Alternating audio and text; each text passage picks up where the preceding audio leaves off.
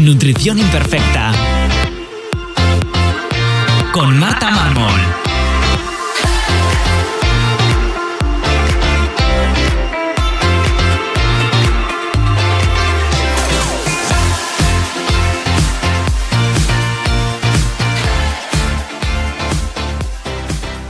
Bienvenidos a Nutrición Imperfecta, el podcast de Marta Mármol. Un lugar para aprender a cuidarte y a empezar a ver la nutrición como una aliada para recuperar tu salud y encontrarte mejor. Con este podcast quiero transmitirte la salud desde un punto de vista integrativo, donde la alimentación, los hábitos saludables y la salud intestinal juegan un papel fundamental. Si has notado algún síntoma digestivo y quieres saber por dónde empezar, te recuerdo que puedes descargarte mi ebook gratuito Síntomas digestivos, la gran epidemia, en martamarmol.com/ebook. Y si quieres que te acompañe en tu caso particular para mejorar tu salud, puedes reservar tu consulta individual en martamarmol.com. Bienvenidos a este nuevo episodio de Nutrición Imperfecta. Yo soy Marta Mármol y hoy vamos a hablar de la histaminosis. Ya en el episodio 53 hablé con Lorena Sánchez sobre la histamina, pero como ya ha llovido mucho desde entonces y además me hacéis preguntas muchas veces sobre ese episodio, vamos a recopilar mucha de esa información, vamos a ordenarla de otra manera y a ver si resolvemos todas las dudas que van surgiendo. Seguramente la palabra histamina te suena, aunque solo sea de los antihistamínicos, del típico medicamento que se toma para las alergias. Pero detrás de la histamina, con la histaminosis, hay mucho más detrás. Y no es una enfermedad como tal, sino que es un síntoma que tenemos que saber interpretar y saber tirar del hilo, como siempre digo, para ir al origen, en vez de ir poniendo parches, intentando, con un antihistamínico, por ejemplo, tapamos un poquito el parche. A veces viene muy bien, porque evidentemente quitar los síntomas de una histaminosis de forma puntual va a mejorar mucho la calidad de vida de las personas, pero hay que saber de dónde viene esa histaminosis, que por supuesto puede ser de una alergia, por ejemplo la alergia al polen, pues evidentemente nos va a producir histamina, ¿no? Una liberación de histamina que cursa con muchos síntomas. Pero antes de empezar por ahí vamos a ver lo que es la histamina. La histamina es una amina biológica que sé que nos dice mucho, al final es un neurotransmisor, un mensajero que se va a sintetizar en parte en nuestro cuerpo y también parte va a haber una histamina exógena que vamos a tomar con los alimentos y tiene muchísimas funciones que ahora veremos. Un exceso de esta histamina puede generar muchísimos síntomas como desde baja de la presión arterial que cursa con taquicardias, con arritmias, también dolores de cabeza, dolores musculares, incluso articulares, muchas contracturas en la espalda. A nivel intestinal genera mucha hinchazón, gases, pero sobre todo heces pastosas, tendente a las diarreas. Luego también muchos dolores de cabeza, mareos, neblina mental, incluso puede generar náuseas, vómitos, o sea, a nivel digestivo es bastante molesto.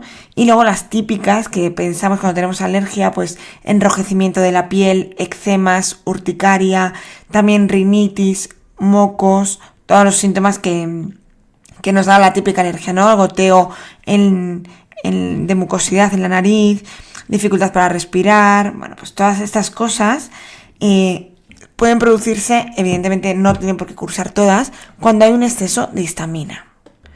Como os he dicho, hay dos tipos que son lo mismo, pero dos fuentes de producción de histamina. La endógena, que la va a producir nuestro cuerpo, y la exógena, que la vamos a tomar sobre todo de algunos alimentos, ¿vale? Normalmente uno de los tratamientos cuando hay una histaminosis es una dieta baja en histamina. Pero como ahora veremos, nos puede ayudar la dieta como herramienta, siempre lo digo, pero no va a ser la solución, y mantener una dieta baja en histamina durante mucho tiempo es una dieta restrictiva, poco sostenible, y que además las mejoras muchas veces no son las suficientes como para que la calidad de la persona sea buena. Ponernos a tomar antihistamínicos a lo loco tampoco es una buena opción, porque tenemos que entender que la histamina endógena, la histamina en general, es una sustancia que necesitamos y que libera nuestras células, se almacena sobre todo en los mastocitos. Esto lo digo porque luego lo usaremos bastante, en una de las células, en los mastocitos, es donde se va acumulando y se va a liberar en diferentes situaciones. Pero que la histamina tiene funciones, no solo nos va a generar este picor en la piel o todos los síntomas que hemos dicho antes, sino también, bueno, pues es un mediador en un proceso inflamatorio, que la inflamación no siempre es mala cuando se mantiene en el tiempo y es excesiva, pero los procesos de inflamación son buenos, de esto os hablo en un episodio del podcast en el que hablo de inflamación.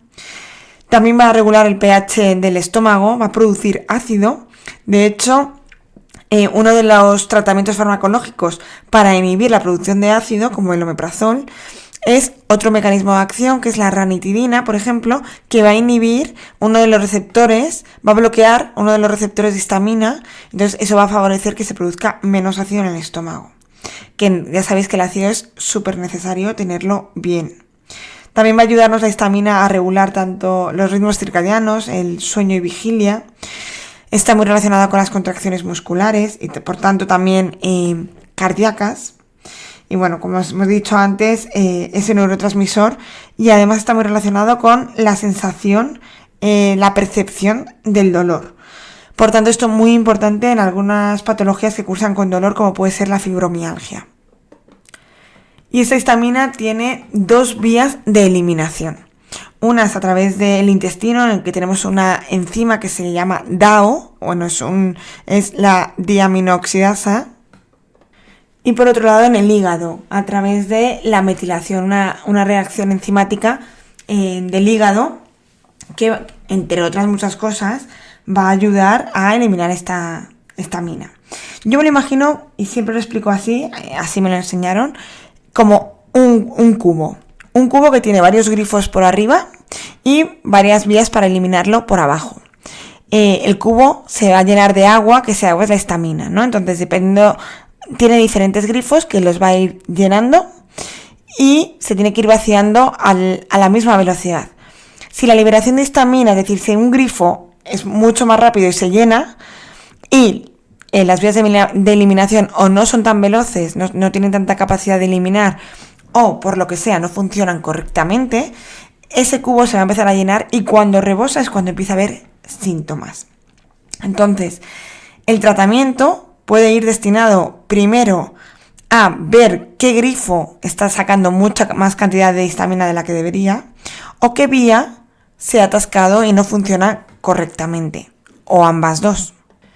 Como os decía al principio, no solo nos podemos quedar en esta histamina que producimos nosotros de forma normal y la que metemos a través de la alimentación, sino que tenemos que estar pendientes de qué cosas producen liberación de histamina. Más que producir histamina, nos tenemos que fijar en aquellas que producen la liberación. Os he dicho antes que era importante que recordásemos que la histamina se va acumulando en los mastocitos. Imaginaos que es como un globito que cuando algo lo pincha se libera mucha cantidad de histamina, ¿no? Para pues, un proceso inflamatorio, para lo que sea. Entonces hay determinadas cosas, infecciones, patógenos que van a hacer que esta histamina se libere de los mastocitos. Como puede ser simplemente pues una alergia, ¿no? Cuando hay alergia mediadas por IgEs, se va a producir histamina.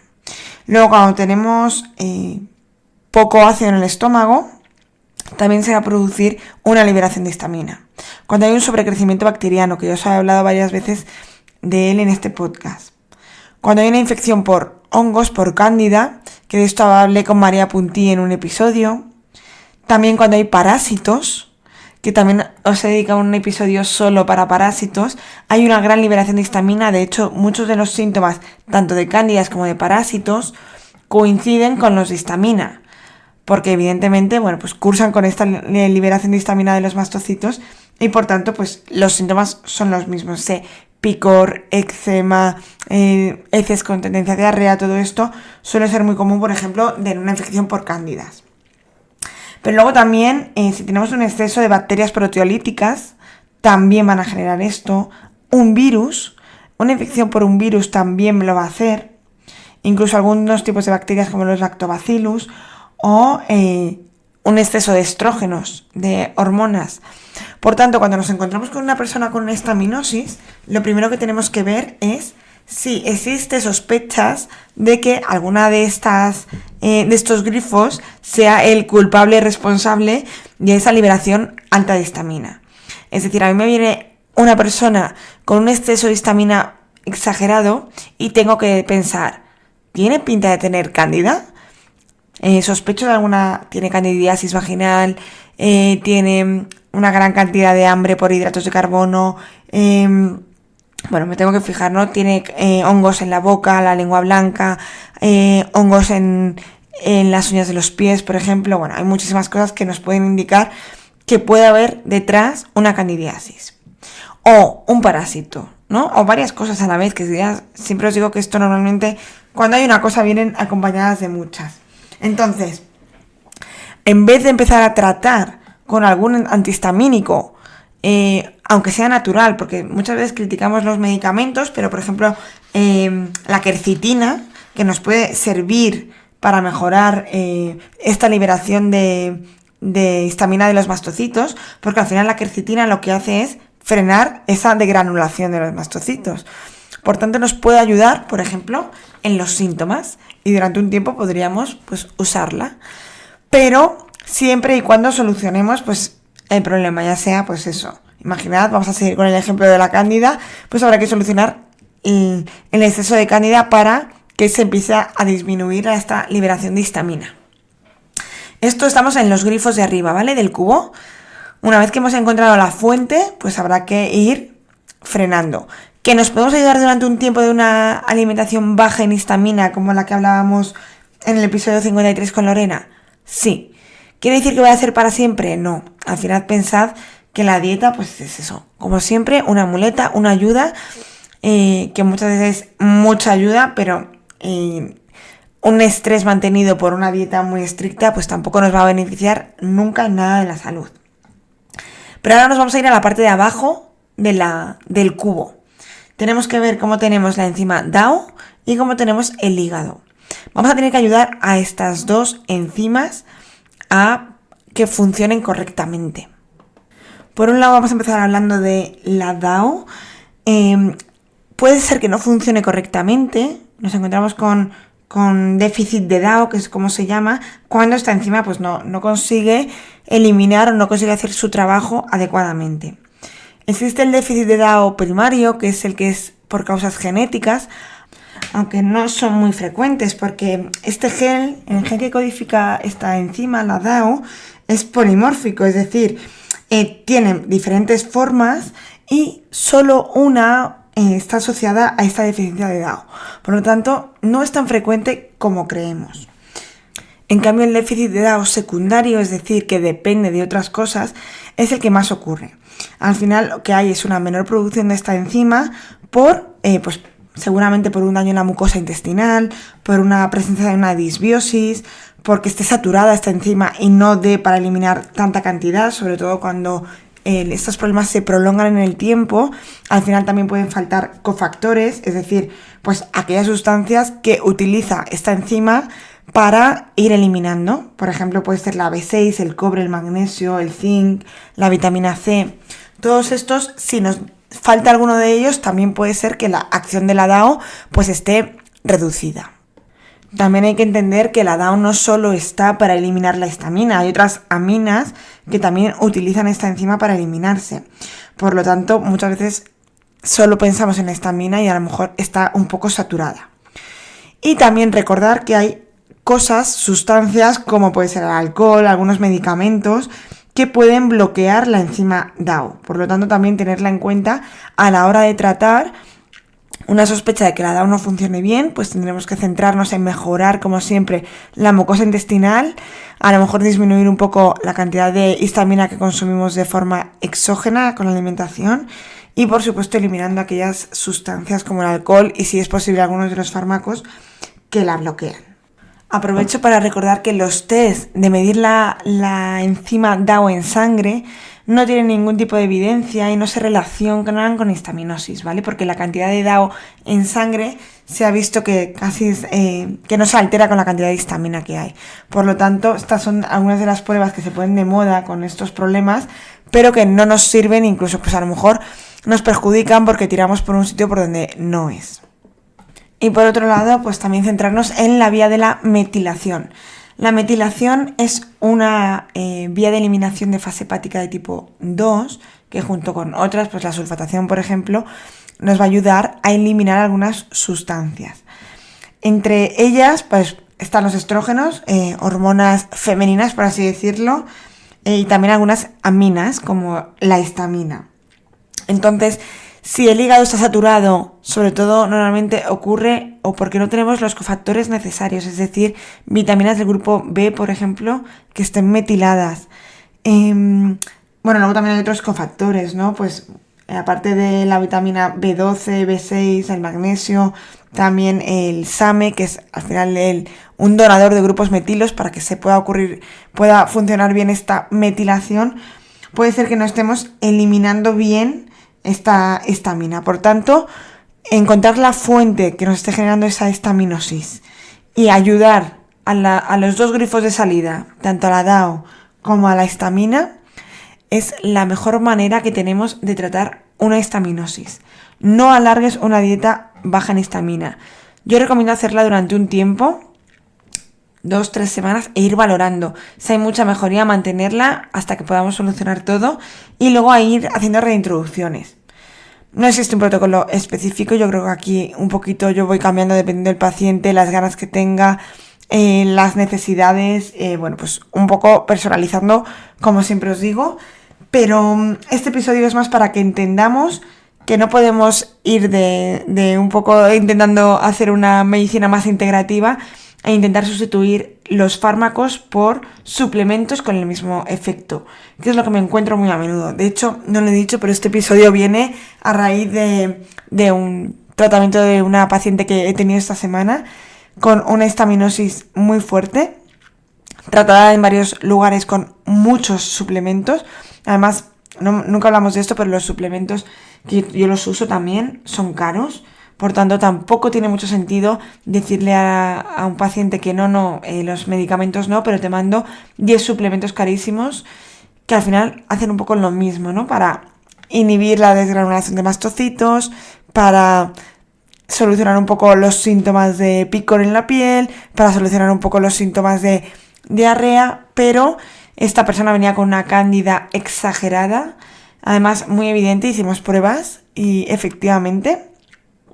Y me di cuenta que es que pensamos que estamos haciendo siempre medicina integrativa un poco distinta y al final estamos intentando hacer lo mismo y se nos va sin querer a ir a tratar el síntoma cuando tenemos que ir siempre que podamos a tratar el origen.